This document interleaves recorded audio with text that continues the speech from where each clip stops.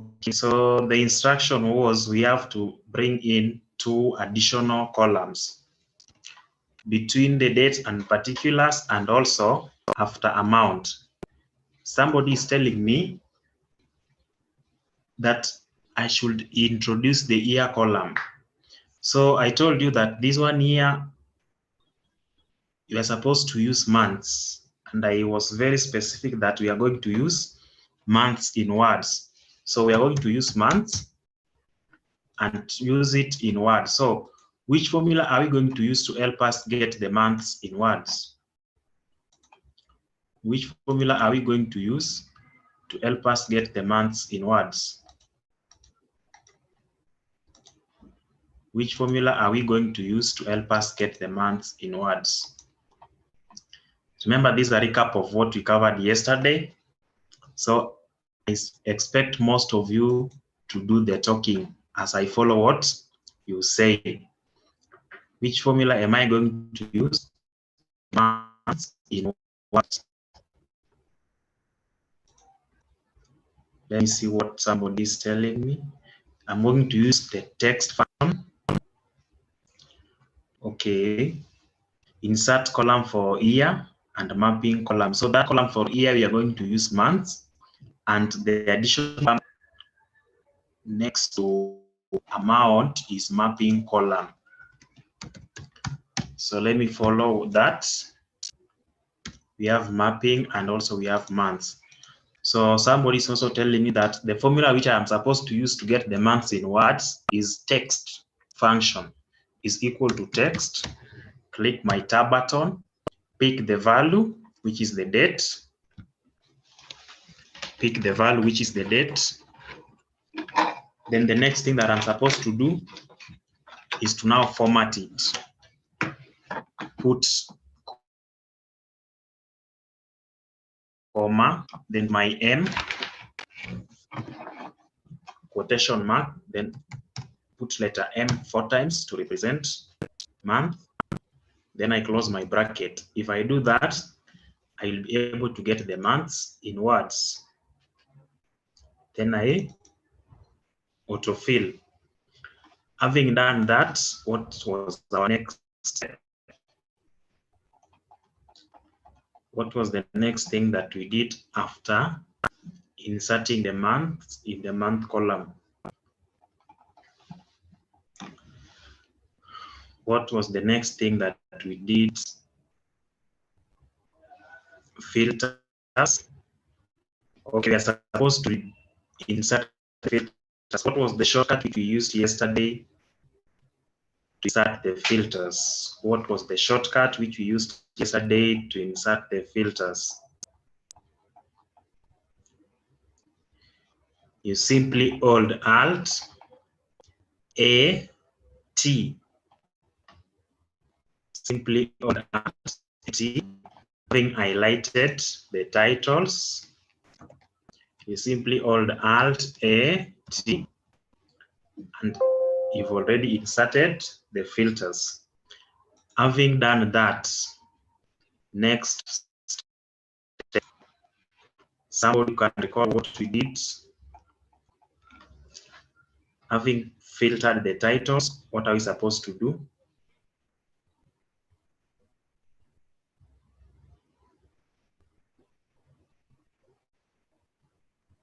Start mapping. Yes, grouping, which is now the mapping. I can only see 2 people talking. I believe we are moving together and no one is left behind. How about removing the filters? You do the same, Alt A T, and they will be removed. Follow the same procedure, Alt A T, having highlighted the titles, and you will see them disappearing. So we are going to start the mapping. So we come to particulars column, pick the first item. And as you know, this is like rentals. These people are having rentals, this company or this organization. So their main source of income is rental income. and therefore that is what is going to be their revenue or sales. So we are looking for rent. If you see there, we have rent receivable and rental income. So rent receivable is an asset, and therefore we don't want it to be ticked. So we can proceed and say income, rental income, okay, to get it placed there. So which name are we going to give the rental income? It is revenue. So let's have revenue for uniformity purposes. Let's have revenue there and autofill, Control E. So we have filtered out all rental incomes to be given a name of revenue. Having done that, what's supposed to do? Having mapped the revenue or the rental incomes and given it a name, revenue, what is going to be our next step? What are we going to do?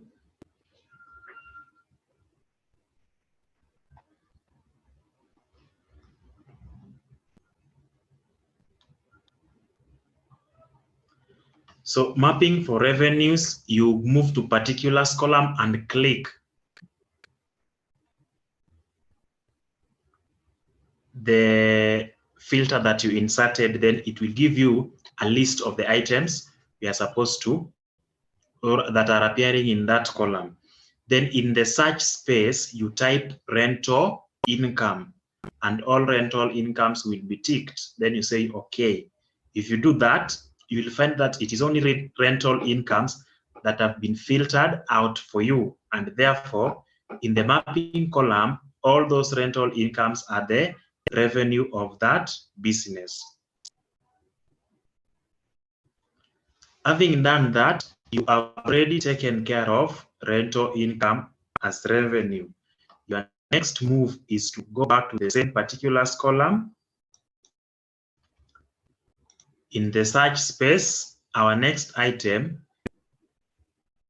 we are going to pick all of them. So you can pick them in that order in which they are appearing there, or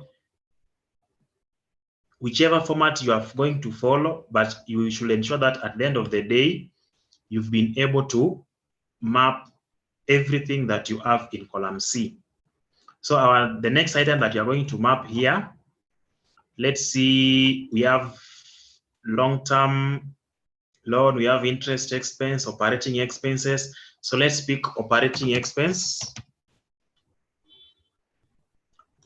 Operating expenses, they appear there. So we call them, we can maintain the name. So let's say they are called operating expenses.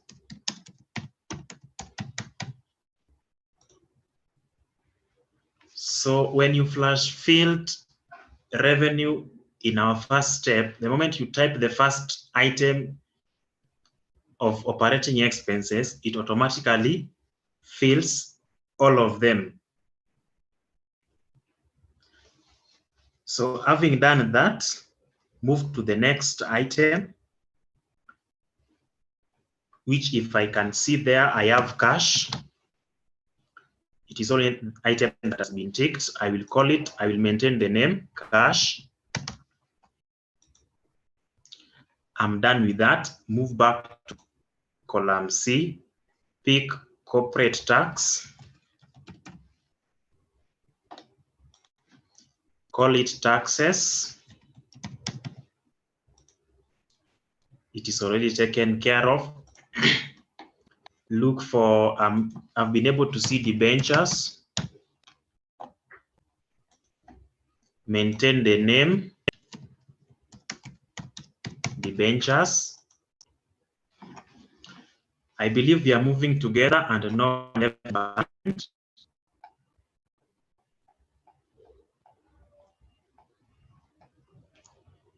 I believe we are moving together and no one is left behind.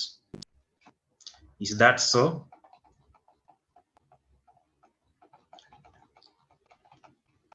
I believe we are moving together and no one is left behind.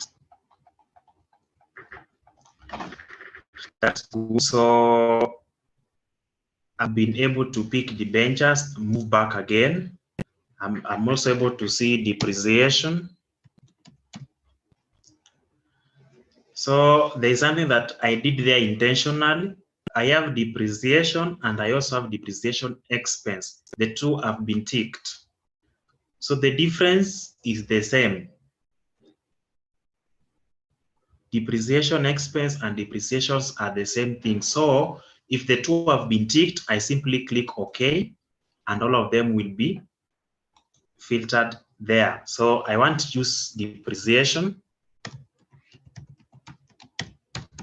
That's what I want to use. So it is already taken care of. Move back again.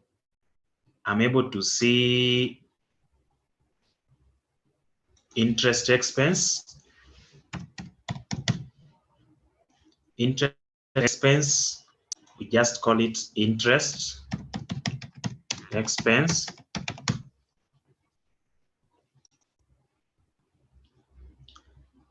Back to column C, I've been able to see flats. I've been able to see flats. So the flats here are our land and buildings.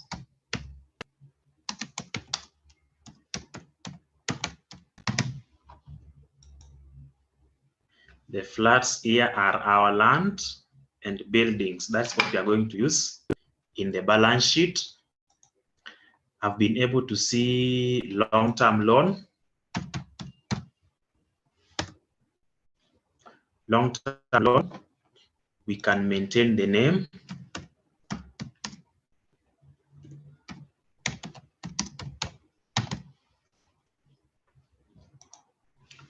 You can maintain the name.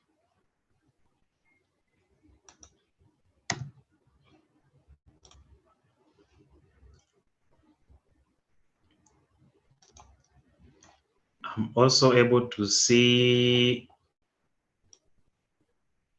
ordinary share capital.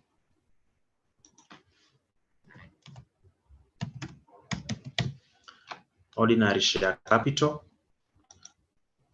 Let's call it share capital.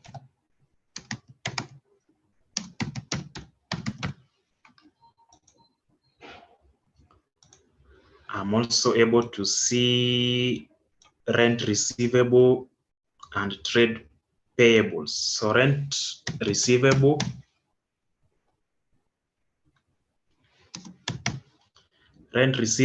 is going to be our debtors.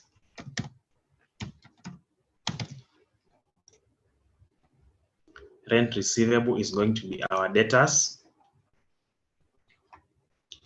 I've also been able to see trade payables. Trade payable is going to be our creditors.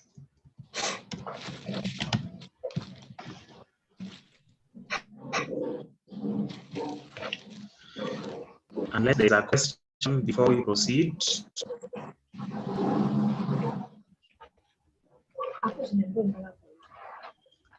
Unless there's a question before we proceed.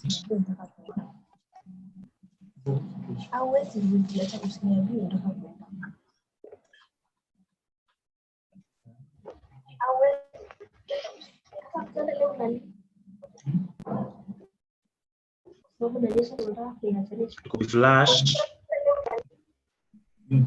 Control E, it does. Okay.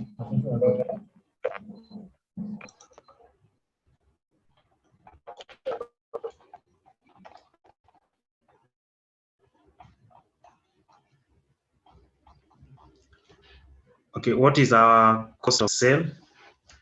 Cost of sale, we have combined it in the operating expenses. That's what I'm able to see in that information.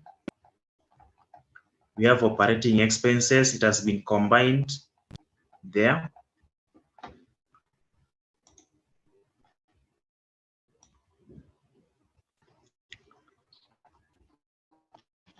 So if there's no any question, let's proceed. I believe you've been able to map all the items that you have there. So if, let's say, I was doing my mapping, but in the process, somebody interrupted me, so I don't know the item that I have mapped and those that I have not mapped. How will I identify this? It is very, very simple. I simply move to column C, click the filter key that we placed there, select all. If I select all, I will be able to see that any item that I've not mapped in column B or in column E will not be reflected. Any item that has not been mapped will not appear in column E. So let's try and see if my data has been fully mapped. So if I check the names of the items in column C and what we are going to use to refer to them in our financial statements. If I check, I've been able to map out everything. So it means I'm now good to move to the next step. I am now good to move to the next step.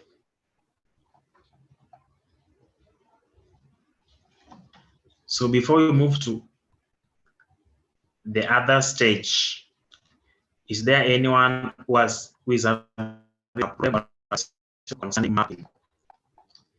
Is there anyone who is having a question concerning mapping?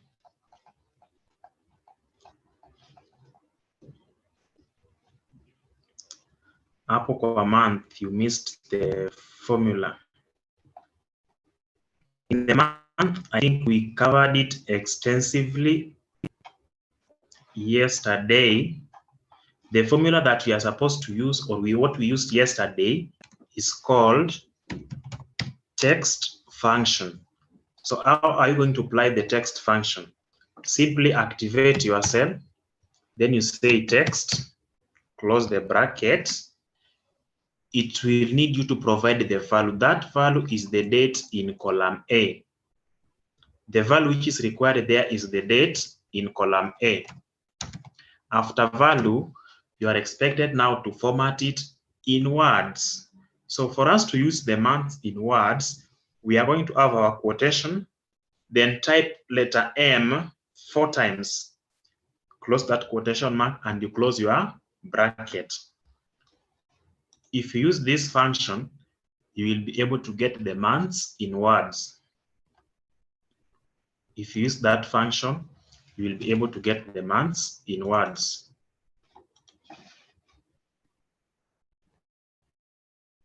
I believe that one is answered. Please return out to confirm that all has been mapped. Very simple. I have said, remember, you have done, you've mapped all the items. Having mapped all the items, you are now supposed to move back to column C for the very last time. And that this time round, you now select all.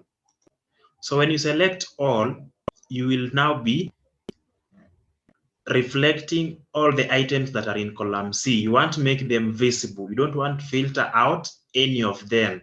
So if you now select all, you are expected to see that all the items in column C have been covered in column E. Because remember, when you are going to do your sum ifs, you will be picking this column and getting the values that corresponds to them. So if there is any item that is in column C and has not been transferred or mapped in column E, the value of that item will not be part of the summation of the items in column E. So that is why we have mapping. Another thing that we also explained yesterday, you have businesses in different towns and you've been recording your sales and indicating the name of the points of doing sales. So let's say if you have a business in Nairobi, in the 17 constituencies, and when you are doing your sales, you normally record revenue, then you write the name of the constituency. But this now, at the end of the year, you want to get the total revenue, irrespective of the place where you earned this revenue.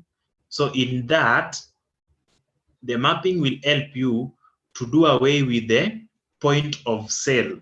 Your main interest will be revenue. So long as it has the word revenue, irrespective of the place where you earned it, you will have a common name of revenue. And in your income statement, you cannot indicate in the revenue column that you have revenue from this constituency, revenue from this constituency. Instead, you will have cumulative sum of all your revenues. So that is how mapping helps to do that simplification. Delina, I believe you've been sufficiently answered.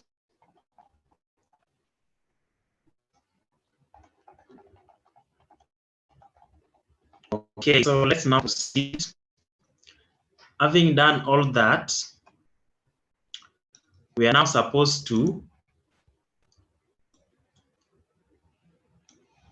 use some ifs to extract these items the way they have been arranged. So you will now create a new worksheet if you don't have. If you have, that's good. So you will create a new worksheet. Having created a new worksheet, move to data. So we are going to pick the whole of column E, copy it, and paste it in the new worksheet. Having done that, you paste it in the new worksheet. There's a lot of duplications there, so we want to do away with the duplicates. How do we do away with the duplicates? Both short formula and the long root. If you can recall what you said in the duplicate, tell me through the chat box. Alt A M, not Alt plus M alone. It is Alt plus A plus M. Or somebody is going the long way. If somebody has moved to data, then below Power Pivot, we have remove duplicates. Having clicked that, you'll have the same menu. So both short and long route will give us, or will allow us to remove the duplicate. So Alt AM, the menu appears there. So you ensure that my data as headers is ticked. Then you say, okay. Having done that, you will be able to see that all the duplicates have been removed and we are only remaining with the unique items. Now that we have extracted the items in column E, and another point of interest is in month. We want to get the revenues on monthly, or the financial statements on monthly basis. So our next point of interest is column B. So how are we going, which method are we going to use to help us identify the number of months in column B? Which method are we going to use to help us identify the number of months in column B? My filters covers the whole row.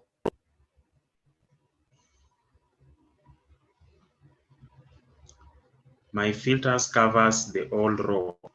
You highlighted the entire row instead of highlighting the titles. So just click the number of that row, then you say Alt A T to remove all those filters.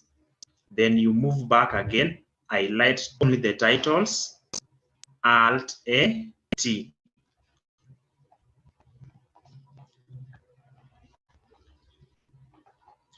So what are you going to use to help us identify the number of months? Assuming that the whole of column The whole of that column is fully covered with information. Copy the month column and remove duplicates.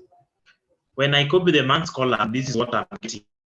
I'm not just getting the answer directly. This is the problem that I have. Let me show you. When I copy the month column and paste it somewhere here, this is what my data is giving me. I'm getting January all through. How many of us are the same? How many of us are getting January if they paste the month column to remove the duplicates? How many of us are getting the same month? That is, instead of giving us the different months that we are seeing in column B, some of us are getting January all through.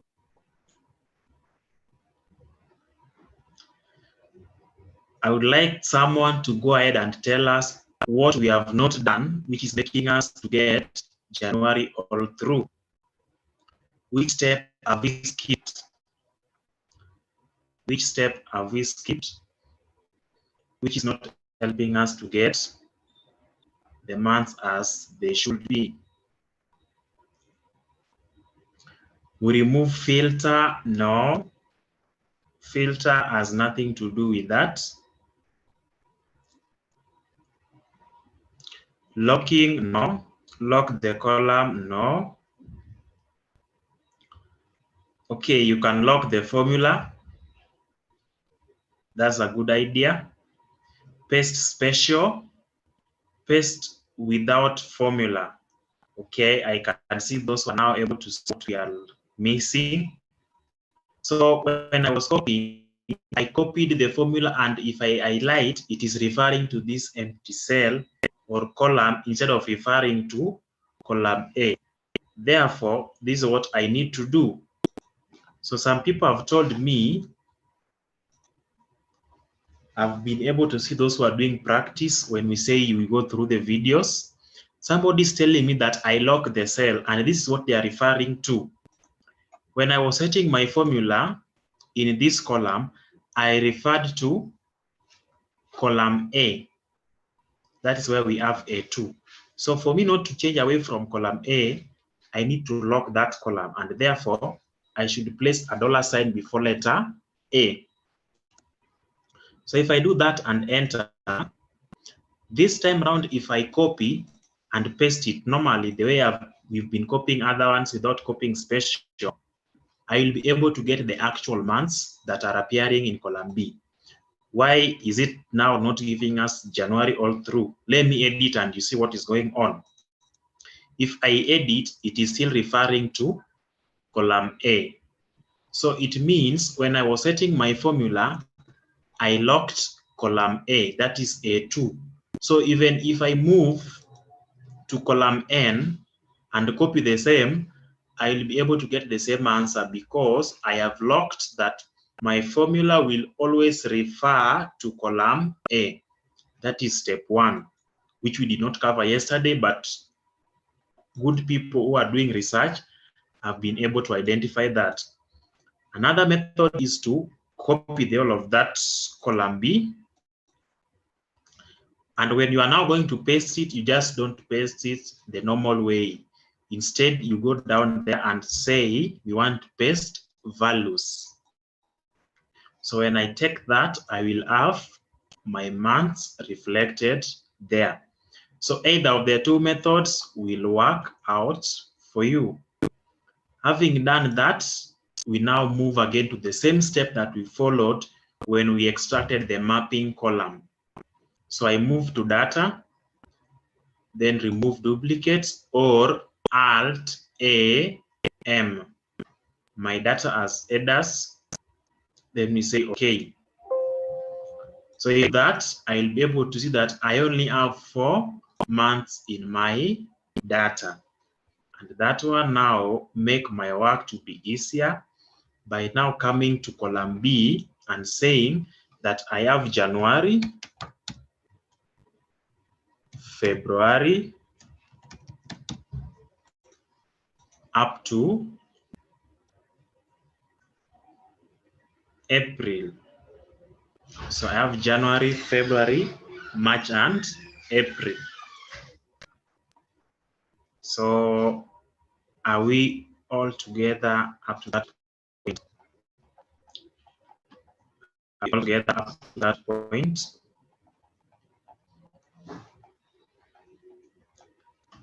Are we all together up to that point? Are we all together up to that point?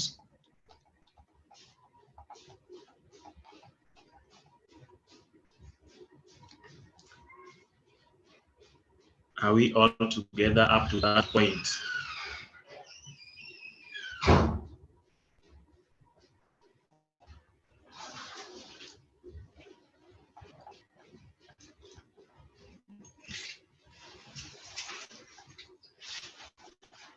I'm only able to see two people confirming that they are together with me.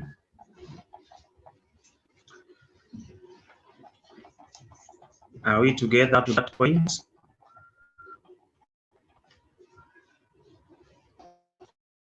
Okay, so having done that, we are now going to change this one here to details. Let's change that one to details. Let's change that one to details.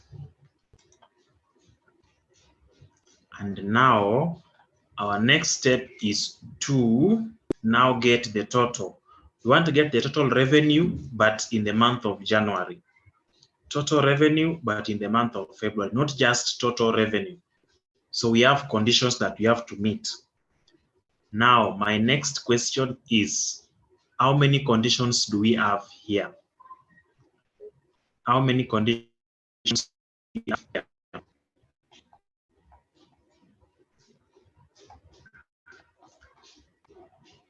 We need to recap. Ideas of classes are not shared. We have different content with the 14 videos.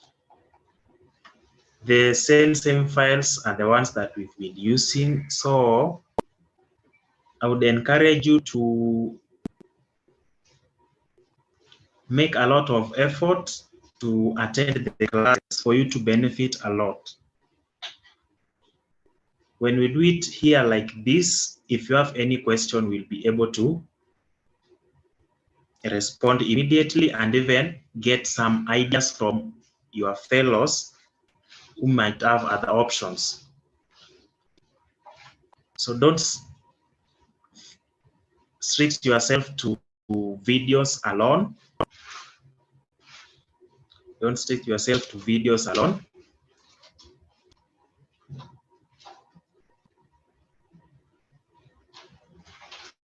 I am getting 2 Januaries. Which one are you referring to? Is it the new worksheet that you've created or the original data source?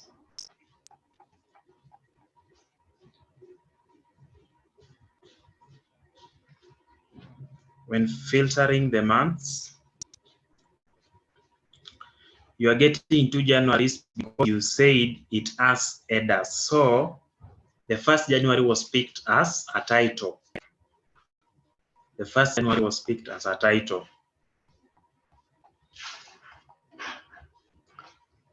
So, okay, back to my question.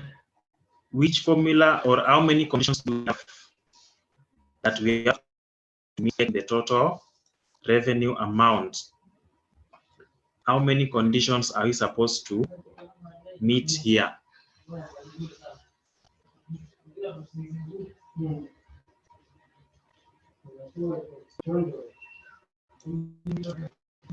How many conditions are supposed to meet here? Somebody is telling me 4 months and detail column.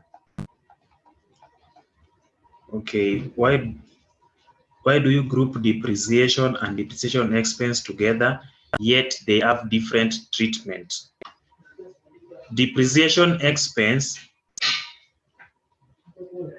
is the wear and tear that we charge on the fixed assets.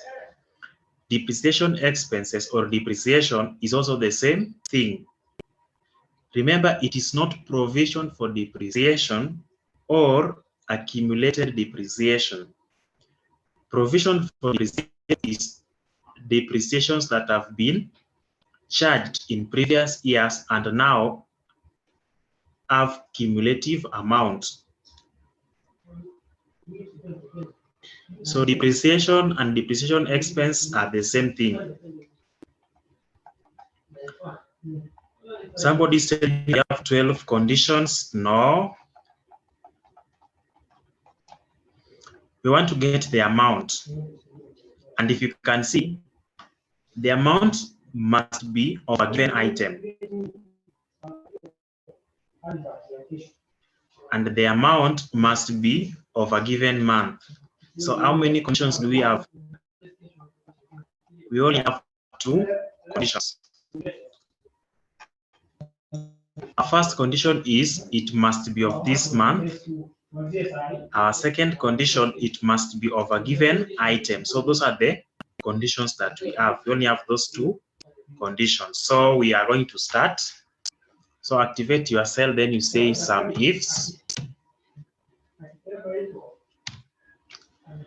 Our sum range. You just click the name of the original data. So where are we going to get our sum range? Which column represents the sum range? Which column represents the sum range? Amount column. So you place your cursor in the first value, Control Shift, page down arrow to highlight the entire column where we have the amounts. Since that is a range, the moment you hear of the word range or array, then you should fully dollar reference it. So Fn F4, comma. The next requirement in our formula is criteria range 1. So criteria range 1, which one are we going to pick first? Let's do the items in the row. The items in row number 1. So we have January, February, March, and April. Where do we find them in our original data? Where do we find January, February, up to April in our original data?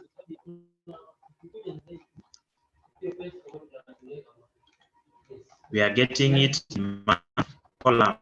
So we are supposed to pick the first month there, Control Shift, page down arrow, fully dollar referenced, comma. So we've picked the range where we have the months. And which specific month do we want to get? We want to get the month of January. As we are going to autofill our formula horizontally, it will be changing from, we want to maintain, that is the point of reference. So we will be moving from column B to column C, where we need the value for February, to column D, where we need the value for March, to column E, where we need the value for April.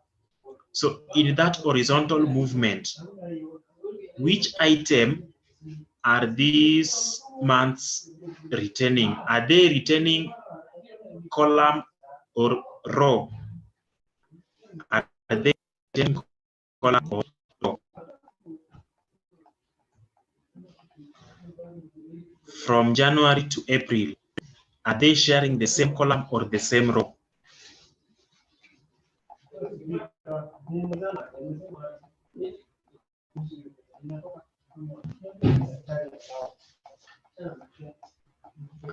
So they are sharing the same row.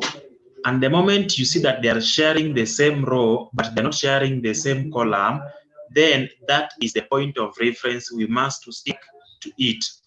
How do we stick to that reference point that they are all sharing? It is a reference row, and we have to dollar reference that row. So remember, the letter represents the column, and the row is represented by a number or a figure. So we pick or we place the dollar sign before 1. So that one is taken care of. Our criteria number 2 range. I have revenue, I have depreciation, operating expenses. The items in column A are the criteria 2 items. So where do I find them in my original data? Which column am I going to pick? Which column am I going to pick to present criteria 2 range?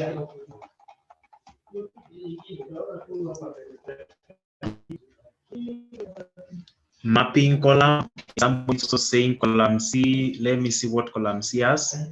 Column C has particulars. So if I check column C, I have rental income. I have ordinary share capital. So I want somebody to help me identify if rental income, which is in column C, is appearing in column A here. Do we have anything called rental income? We don't have anything in this column called rental income. When you are doing mapping, after you did the mapping and you copied and pasted in the new worksheet, the title of these items in column A was mapping. Where were we getting this mapping from? We got that mapping from column E. It is the items in column E that we copied and pasted in this other worksheet. So in short, I'm trying to, the other time I removed the word mapping and replaced it with details. It was intentional.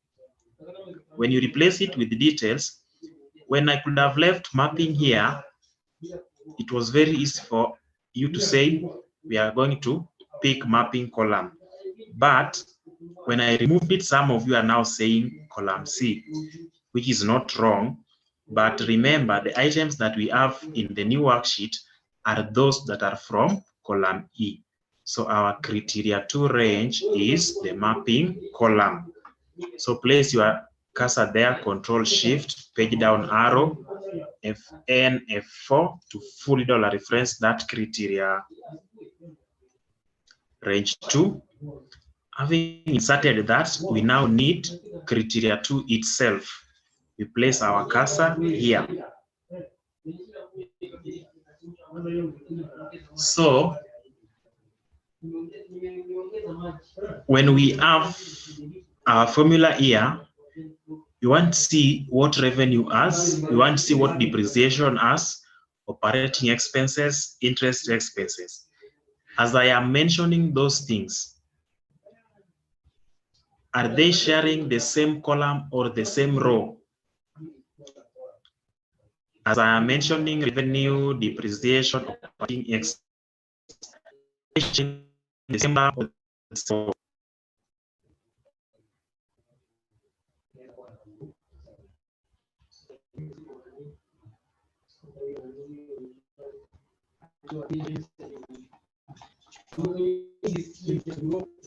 column. Column.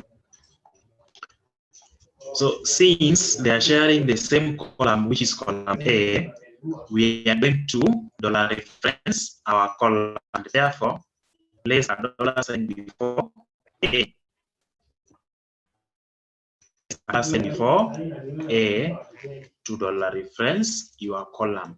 Having done that, we are through with setting our formula, since we only add 2 conditions.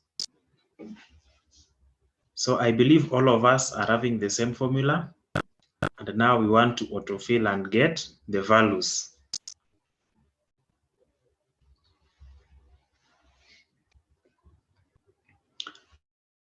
So when you enter, you will be able to get the values, do horizontally, and then you double click to get all of them filled up to the last item. So are we all having the same values on my screen? we've been able to generate, give it two brackets. Got 0 for January. There's a problem. Getting value error.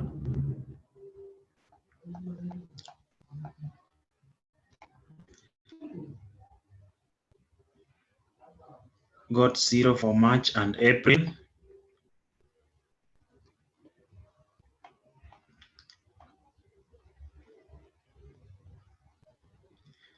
So what's happening when you are formatting the date column?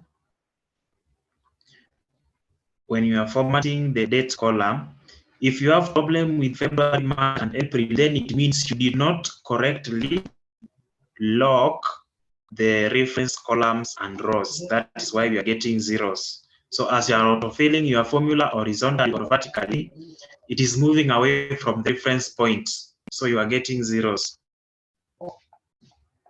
Number two, if you check the default setting in your laptop, the date, and what you have,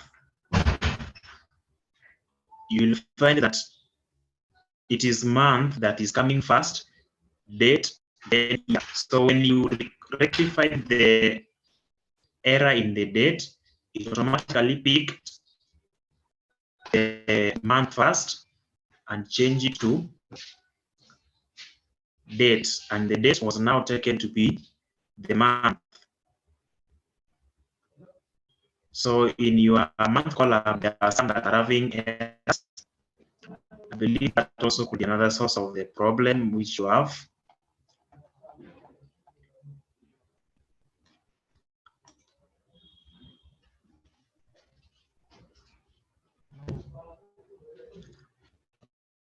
Any other concern?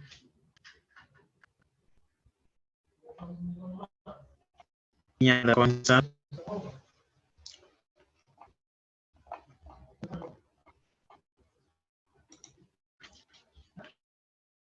Okay, let's complete some. Let me see how to help you.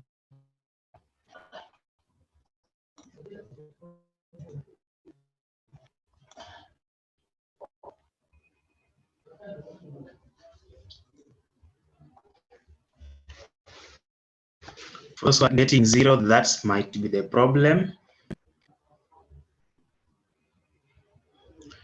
So you should go and change the default setting of your dates. You should go and change the default setting of your dates.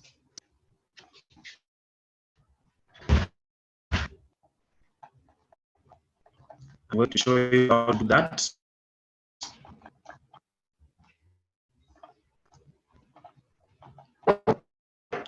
I'm going to show you how to do that. So having done that, we must now separate the balance sheet item and the income statement item. So in our income statement, which item are we going to place at the topmost part, having indicated the name of the company?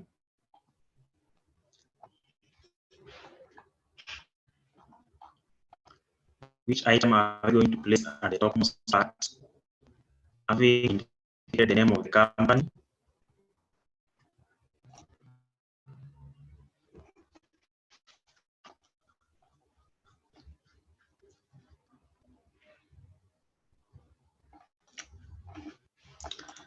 Revenue. So with what we have there, you simply insert new rows, Control Shift plus. You can even do that part. So the first thing that we have is revenue.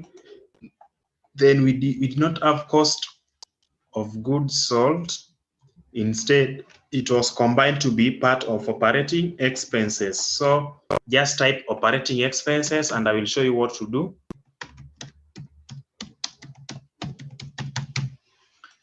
Operating expenses. So if you've done it correctly, let me do something here intentionally. Operating expenses, that's what we have. But now remove the last S. I want you to have operating expense. So when you now highlight the whole of revenue and double click, you will find that instead of giving you the values for operating expense, you are getting 0. Instead of getting the value of operating expenses, which is down here, 12,300, 5,400, your answer is giving you 0. So let's see the magic behind that. Let's see what is happening that.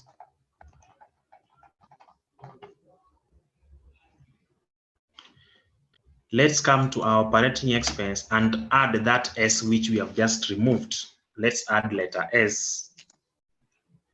You'll be able to see that it is now giving us the actual values that are the same as those for operating expenses that is down here. So that one tells you that some ifs is very, very sensitive to spelling. The moment you miss spelling, you'll not get the correct answer. So let's proceed. Having gotten operating expenses, since costs of goods have been combined there, we are going to have earnings before interest, taxes, and depreciation.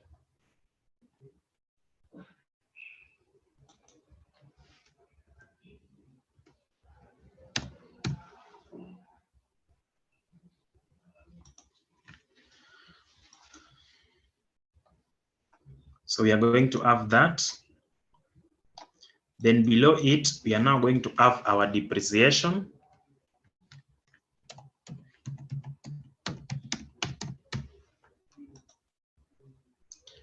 Of which another name of this is operating profit. So let's call it operating profit.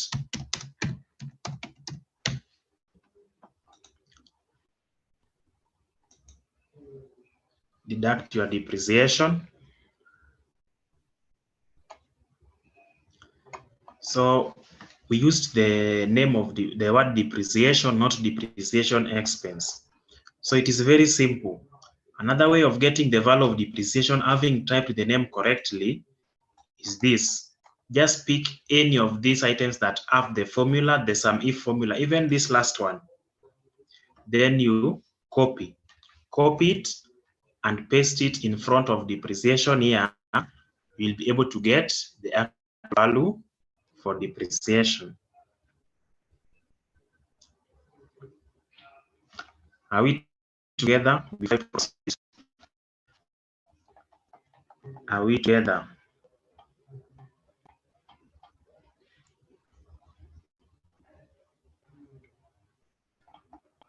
Are we together before I proceed?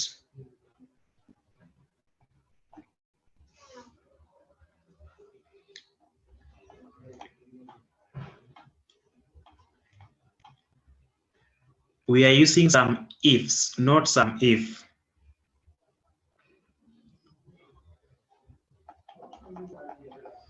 I'm going to allow to share your screen in 2 minutes time. So having done that, let's now after inserting your depreciation, we are going to have earnings before interest and taxes. So we are going to have our earnings before interest and taxes, which is going to be equal to operating profit minus depreciation. Then we are going to have our interest eliminated.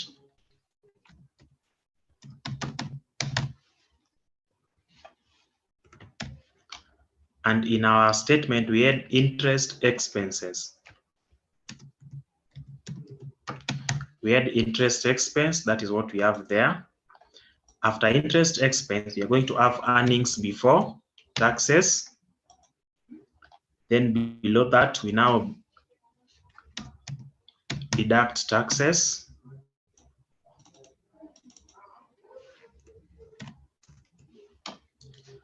Having deducted taxes, we are going to have earnings after taxes. Then we have retained earnings.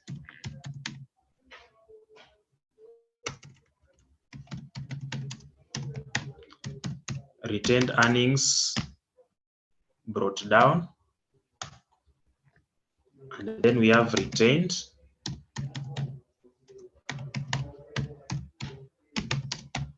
Carried down.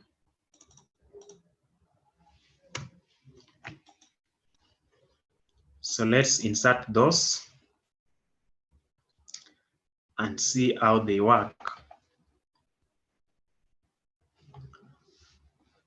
Let's insert those. So if you want to get taxes because it was part of the items which we mapped, interest expense, we simply pick any of these items that have the formula, even down here, just pick any of them, even cash here, copy that, then paste it in front of interest expense. You'll be able to get the interest expense value. And also taxes there, you paste it there, you will be able to get the two values.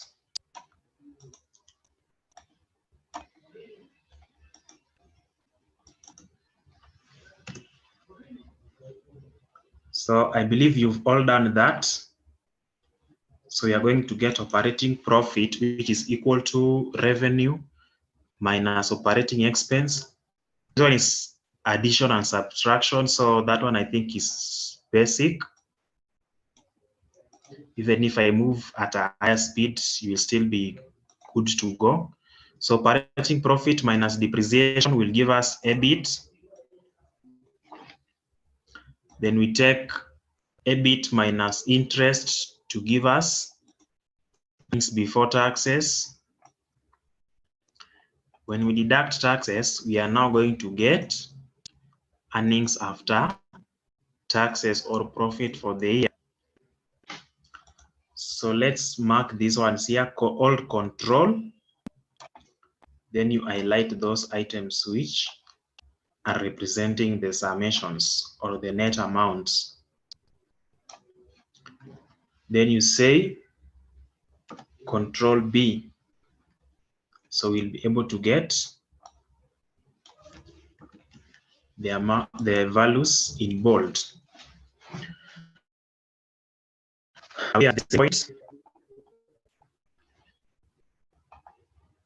Are we at the same point?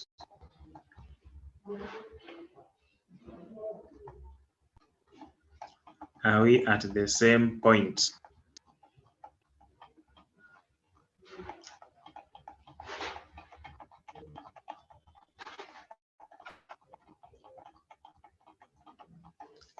Are we at the same point?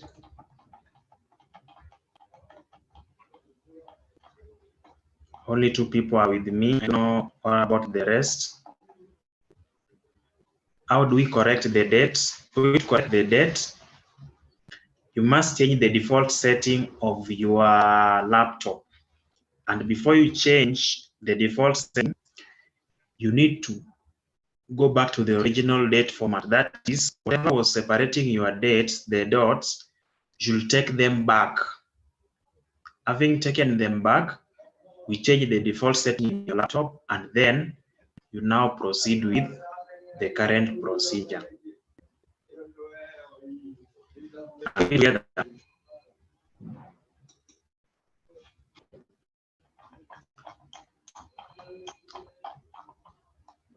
So let me show you that for just a minute. To this other part.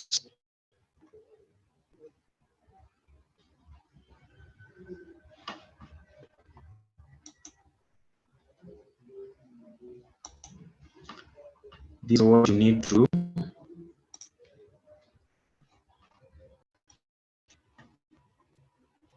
This meeting is recorded. So having done that, we've inserted the totals here until we are at earning after taxes. Now, if you check what we have here, we are supposed to link our income statement and the balance sheet. But before we link the two, let's set our balance sheet. So we are going to have the month of January here.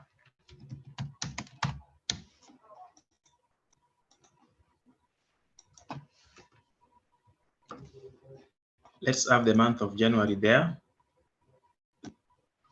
up to April. So our first item in the balance sheet is going to be non-current assets.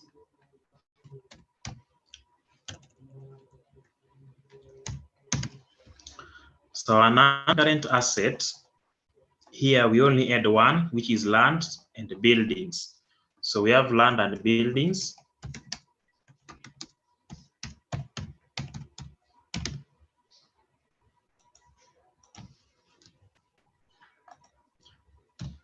We have land and buildings. And remember, it is recorded at cost. So we need to get accumulated depreciation.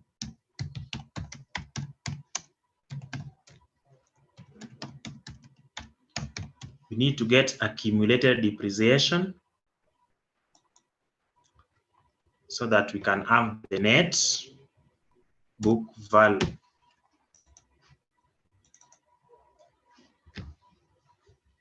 And since land and building was part of the items which we mapped, we simply pick any of them here, copy and paste it there to get the value of land and buildings, as simple as that. If you check, accumulated depreciation was not there when we were doing our mapping, but since we have depreciation, we can generate accumulated depreciation from our income statement. So that is the first step where we are going to link our balance sheet and the income statement when we are generating accumulated depreciation. So let's set it at that point. So what we only need to know is that net book value is equal to cost minus accumulated depreciation. So that's what we need to get. And since it is only one fixed asset that is there, it is going to be the total non-current assets.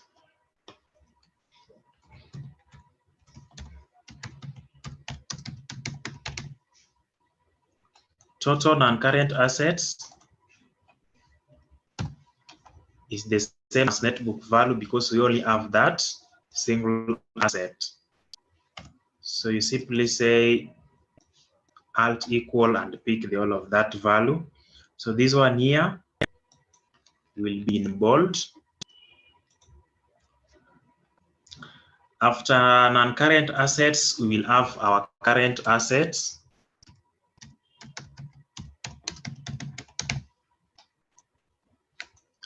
So I want you to help me identify the first current assets that we have here.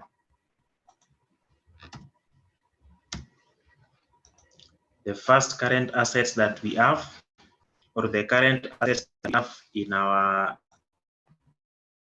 here. The current assets that we have,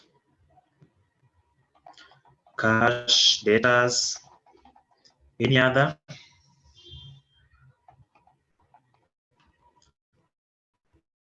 If you can see, they are appearing here. We have cash and debtors. Simply type them and the formula will automatically.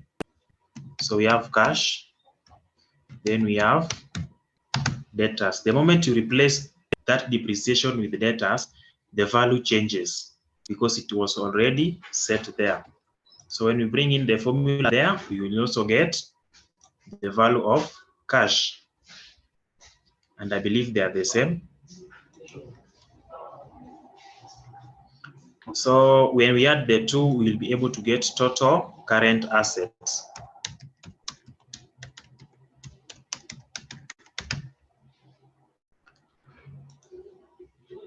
Total current assets is equal to summation of the two. Just highlight where you want to get the summation, then you say alt equal, and you are done with that.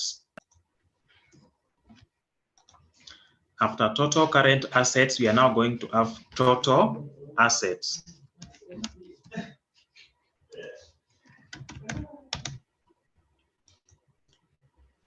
So our total assets is the summation of total non-current and total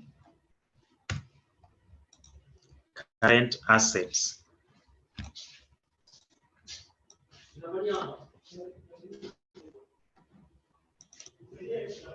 So it is just summation of the two, that is total non-current and total current assets. So having done that, you highlight the whole of it, do it that way. And remember, this one is going to be the balancing figure. So we can make it bold and even double underscore. So you move to borders, then there's that one that is top and below. So this one here will be the balancing figure with the items that are remaining below this point. So the next item that we need to have here is now total capital and liabilities. So under capital and liabilities,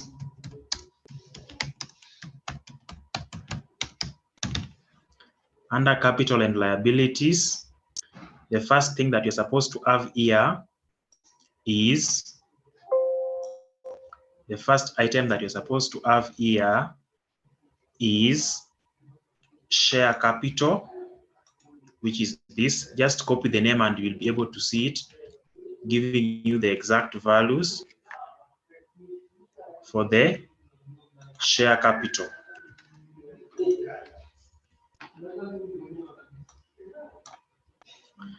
So after share capital, we need to have retained earnings or reserves. So after share capital, we are supposed to have reserves.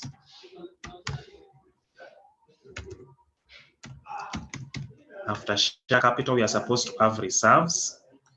And one of the items that are going to fall under reserves is retained earnings, share premium, irredeemable preference shares if they are there. Those are part of the reserves. Revaluation reserves are going to fall under reserves. So in this case, what we are going to have here as reserve is only one item, and that is going to come from our income statement, which is retained earnings carried down. So this is what is going to be picked from our income statement. Retained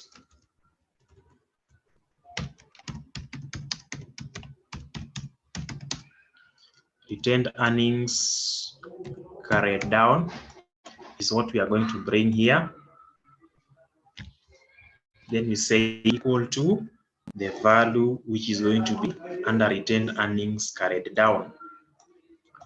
So if we get total reserves and share capital, we are going to get shareholders' equity.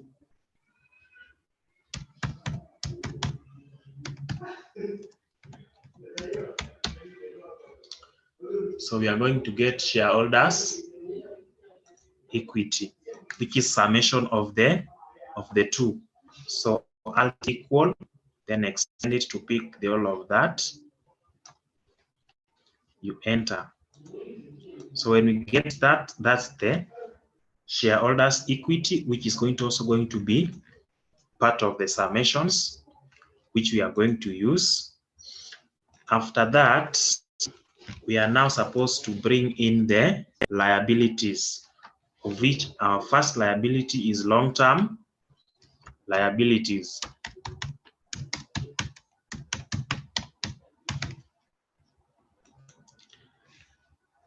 Our first long-term liability, as I'm able to see, is long loan.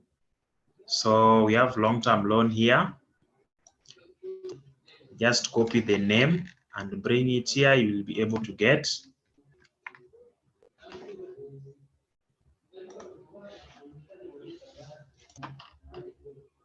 copy, then paste the formula. It automatically extracts that. Our next long-term liability is debentures.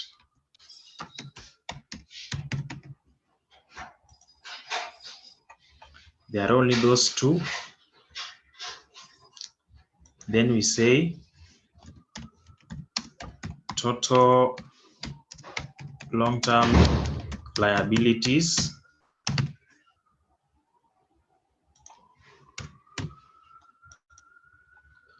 So our total long-term liabilities is summation of the two as equal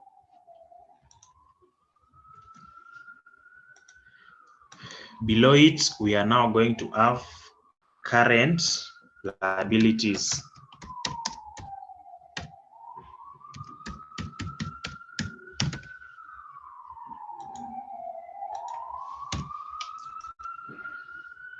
Current liabilities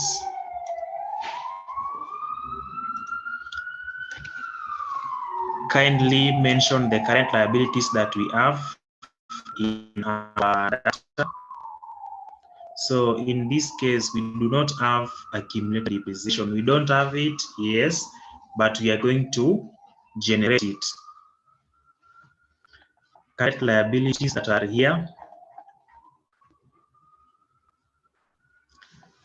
Current liabilities that are here.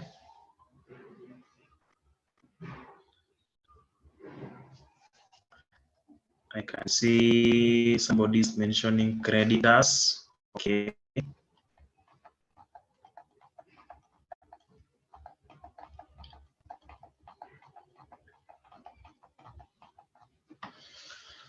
So before I proceed, anyone who is lost somewhere there?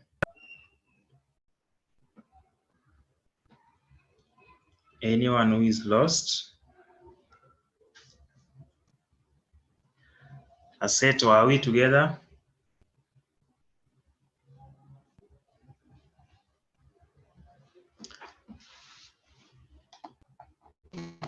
Okay, somebody is lost at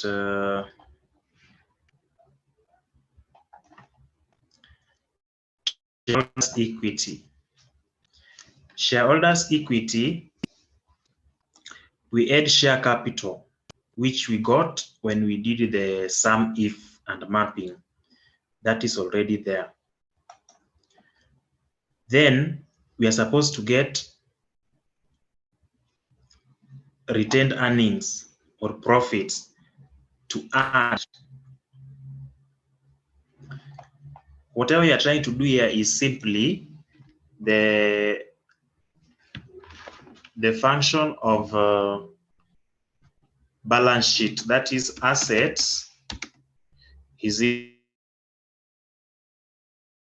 equal to capital plus liabilities. It is capital plus liabilities. So what we are doing here, it is appearing to be complex, but it is only the format that is different. So we could have decided to arrange all assets together, irrespective of long-term or short-term, and also group liabilities and capital together. When you compare the summation of the two groups, you will be able to get your balance sheet balancing. Assets, all assets put together should be able to give us the summation of capital and liabilities. And remember, these assets must be at their net amount. So that's why we have to eliminate accumulated depreciation. With capital, it also includes the profits that have not been distributed. So that's why we bring in the retained earnings in the capital side. Instead of having this title of capital and liabilities, we could have been having financed by to represent the same thing. So are we now, for those who are lost at Okay, we are doing that. We are that. So I've been told that our current liabilities is only one. Current liabilities is only one item, that is creditors. So I simply type creditors. I simply type creditors. And I will be able to get the value of creditors. So that is what we have as current liabilities, and we say total current liabilities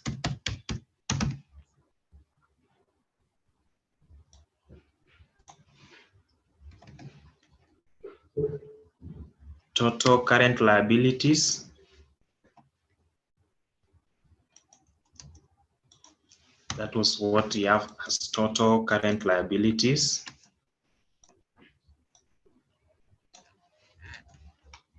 It is only one item.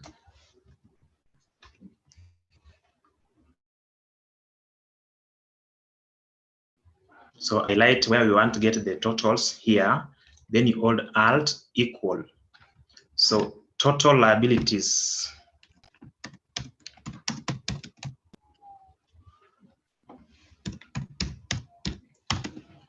Total liabilities is equal to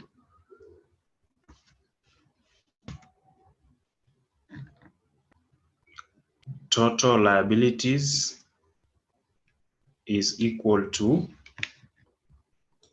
summation of current liability and long-term liability. So having placed the summation there, you will see what it is highlighting. You want to get total current liabilities, comma, and total long-term liabilities. If I add the two, I will be able to get total liabilities. So I want somebody to help me identify, based on what I've just explained up here, what am I going to add to my total liabilities to get the balancing figure? What am I going to add to my total liabilities to get the balancing figure? Keeping in mind that the function is assets is equal to capital plus liabilities. Keeping in mind that the function is assets is equal to capital plus liabilities. So somebody is telling me retained earnings, capital.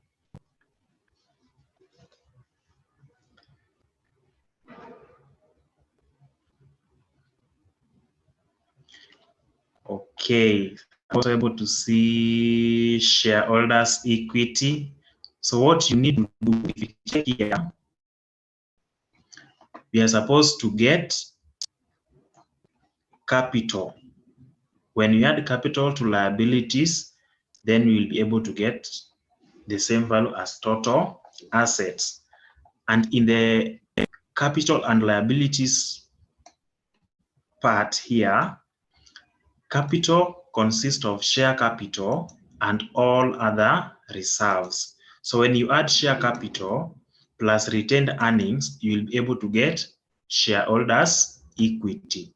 So when you add shareholders' equity to total liabilities, you will be able to get a figure that is equal to total assets.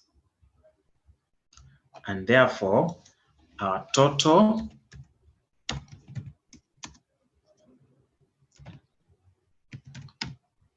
equity and liabilities, total equity and liabilities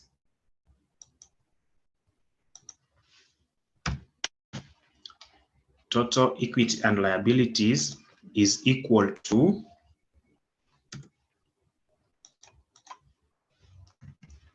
is equal to total liabilities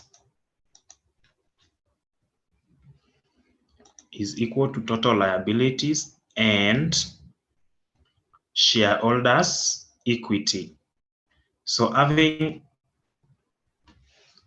grouped the two together, that is summation of total liabilities and long-term and shareholders' equities, you'll be able to get the value of total equity and liabilities. So that is also the reference point that we need to get a balancing figure from. So we highlight all of it and then underscore. So what we have for total assets should be equal to total equities and liabilities. But is that the case with what we have here? Let's try and see.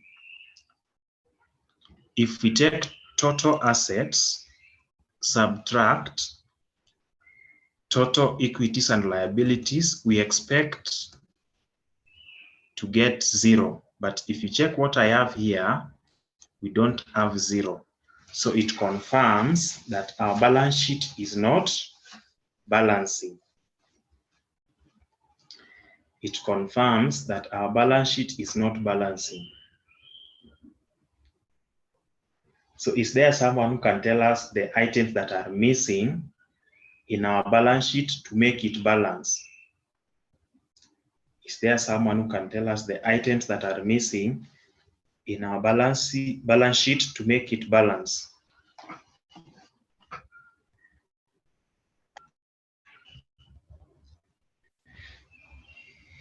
Retained earnings from P&L has not been captured.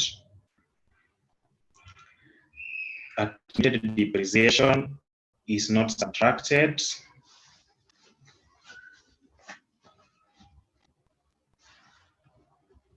Yes, so those are the two items we're going to use now to link our income statement and our balance sheet. So I want us to be together because this is what you're going to do in your project. You are going to generate your own information. You come up with the dates column, the items that you are going to have there as an expense, the sources of revenue. Then you create income statement and balance sheet. And the reason why most of your balance sheets will not balance is because of the two items that I've left out. The reason why most of your balance sheets will not balance is because of the two items that I have left out. So let's now work on them together. How did you get shareholders' equity? Shareholders' equity is equal to share capital plus retained earnings. Shareholders' equity is equal to share capital plus retained earnings.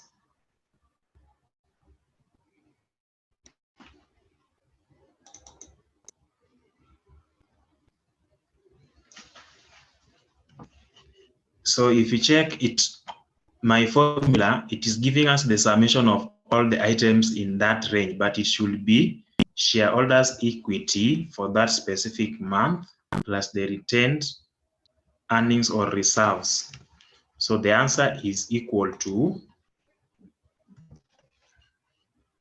summation of shareholders' equity and the retained earnings or reserves. I believe that is what now you have from your side. For that,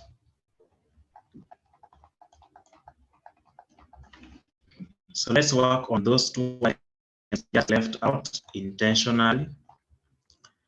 Let's now see how we can get these two items, the retained earnings brought down and carried down.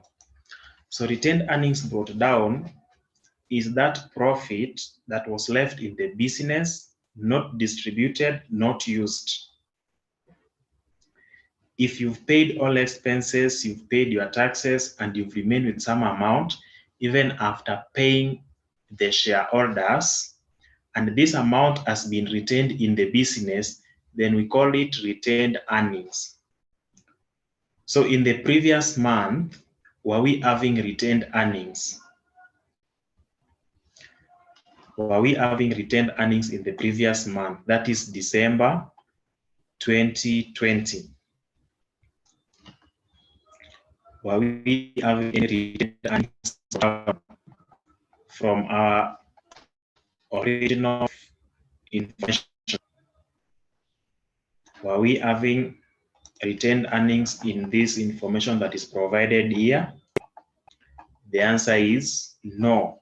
So when I come here to the month of January, my retained earnings brought down will be 0.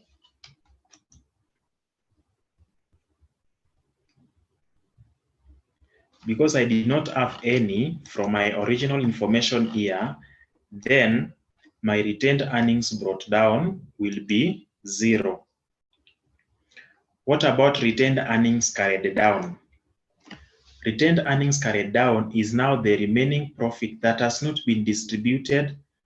Instead, it has been retained in the business. How do we get that retained earnings carried down? It is the profit for the year plus retained earnings brought down. It is profit for the year plus retained earnings brought down. So my question is, what is our retained earnings carried down for the month of January? What's our retained earnings carried down for the month of January? How are you getting 36,550? Are you referring to the earning after tax? Or how have you arrived at 36,550? How have you arrived at 36,550?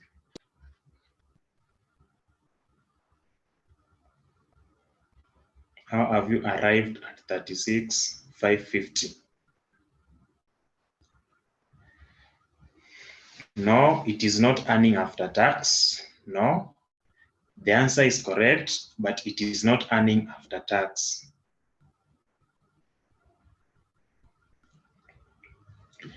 It is earning after tax plus retained earnings brought down. So retained earnings brought down is 0. That is why when you take 0 plus 36,550, you get 36,550, not picking the earning after tax directly. So it means for us to get retained earnings carried down, we will simply say the summation of these two items, earning after tax plus retained earnings brought down. Okay, in the month of February, what is the value of retained earnings brought down? In the month of February, what is the value of retained earnings brought down? And give a reason for that. Why are you giving us 36,550? Are you referring to the earnings after tax? Or are you referring to retained earnings carried down? And if yes, why?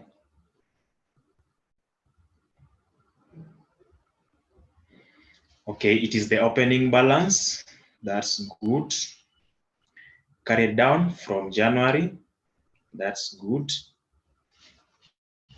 Whatever we carried down not distributed in the month of January will now form the opening balance in the month of February, and therefore we simply refer to it. Having done that, we are through with the retained earnings brought down and carried down. So our brought down will always be carried down of previous months.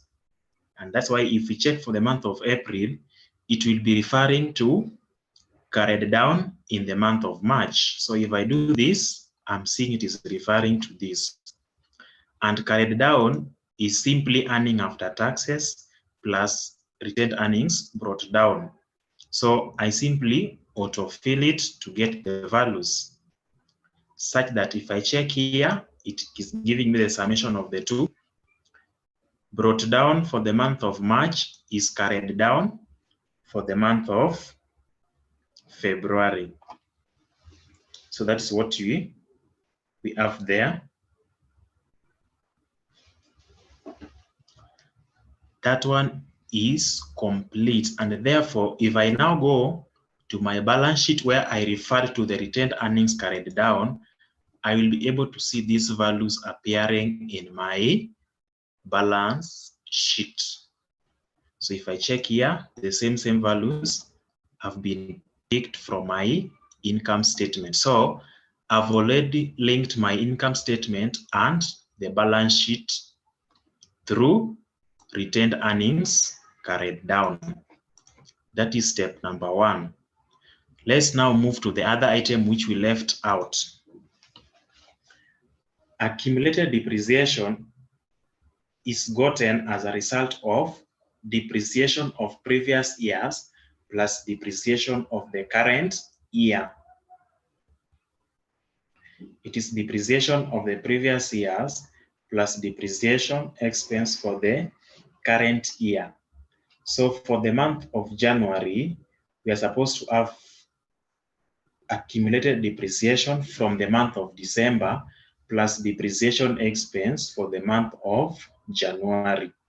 So my question is, were we having accumulated depreciation in our original information? Were we having accumulated depreciation database? Were we having accumulated depreciation from our database?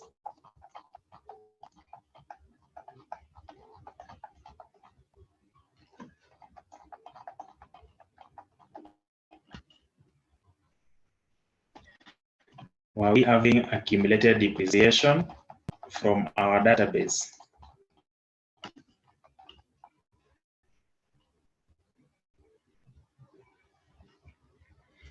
So the answer is no. And therefore, that one now tells us that accumulated depreciation for the month of January will just be depreciation expense for that month. But if we could have been having the depreciation, accumulated depreciation for the month of December, we could have taken that plus the depreciation expense for the month of January. And since it is not there, we will simply say equal to the depreciation expense in the month of January.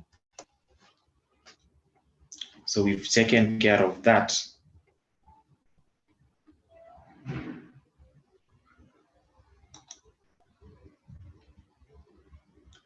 We have taken care of that.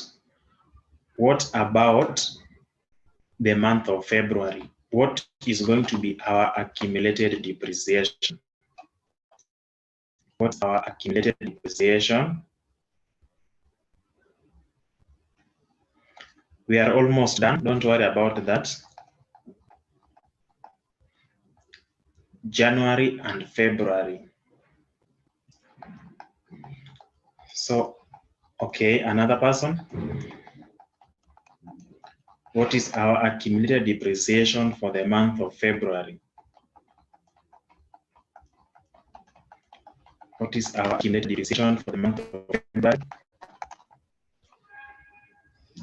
It is. So we are simply taking depreciation expense or accumulated depreciation from previous months, which is now January in this case, then we are adding to depreciation expense for the month of February, which is 4,500. So our formula is taking the expense for that specific month and adding to accumulated depreciation from previous month to give us accumulated for that month. The same will apply to these other months. So we simply autofill them. Having done that, if you now come down to your formula here, which was helping you to know whether your balance sheet is balancing or not, we now have zeros for the 4 months, which means our total assets are now equal to total capital plus liabilities. So that's how we automate our balance sheet. And that's also how we link the balance sheet and the income statement. So we've linked them at 2 points, at retained earnings carried down and at depreciation expense to come up with the accumulated depreciation. So having done this, you can now even modify it to look professional. Just say Control T.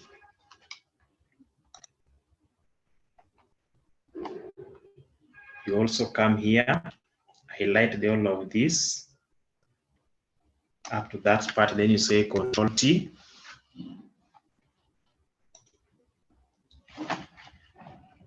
So that's how we prepare now the income statement and the balance sheet from the information that has been provided. So you can change even the appearance of the tables, can give them different colors.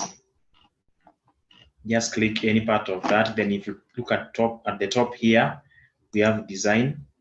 So you can pick the color or even the table format which you want for your financial statements.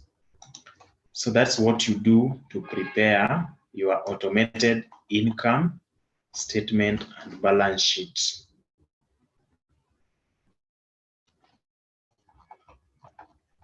Insert headers. Yes, you have headers there. So these are the ones that we have. So remember the name and the name of the company, the name of the financial statement you are preparing, and the date of preparation is very important. So those ones are the best. Those are the common things that you are supposed to put there, which does not need any formula. The one that required formulas, we've now done here. So that's how you prepare your income statement and your balance sheet. So start thinking on how you will generate all this information by yourself. Where you are not given the month column, you will be explaining how you are coming up with it. You generate your dates for the month of January to December of a given year. You come up with this information, you come up with the amounts, then you do your mapping and generate the month column here. Move to another sheet as you explain how you are generating these two financial statements, such that at the end of it, your balance sheet will be balancing. That's what you need to do. So you can start working on that project as you learn other concepts. It is basically about mapping and some ifs. If you've understood those two concepts, you will be good to go. So unless there's a question, as I will be now allowing those people who had problems to share their screen and we see where they went wrong. That's what for today.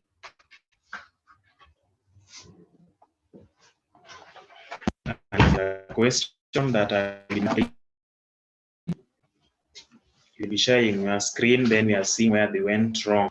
So that's all about some ifs, mapping, and preparation of financial statements. We've linked the two. So you will find that some people are having the correct answers. Yes, the balance sheet is balancing, but they have not linked them at accumulated depreciation point and also at retained earnings carried down point. If you have the correct thing and you've not linked the two, then you will be reducing your grade for that project. Ensure that all of those key areas are taken care of as you do the project. So let me stop sharing my screen, and those word issues can now share their screen. Right from date format, if you still have an issue, you can share your screen and rectify that. And that's enough for today. For those who have class, you can now just join, since I will not be covering any new concept.